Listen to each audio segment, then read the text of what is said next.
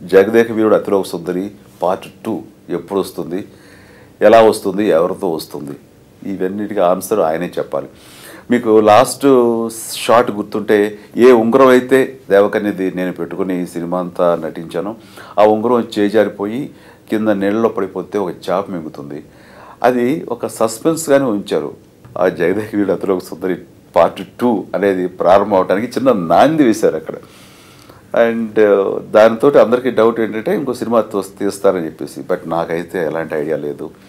But I hope అడుగుతున్నారు కాబట్టి, ప్రజానికం ప్రేక్షకులుగా కోరుకుంది కాబట్టి, ఐ థింక్ జగదేక వీరుడు అతిలోక సుందరి తీస్తే దత్తుగానే తీయాలి, రాఘవేంద్ర గారు డైరెక్ట్ చేయాలి, రామ్ చరణ్ యాక్ట్ చేయాలి. Please subscribe. Please do subscribe. Please subscribe. Please subscribe. Please subscribe to our YouTube channel.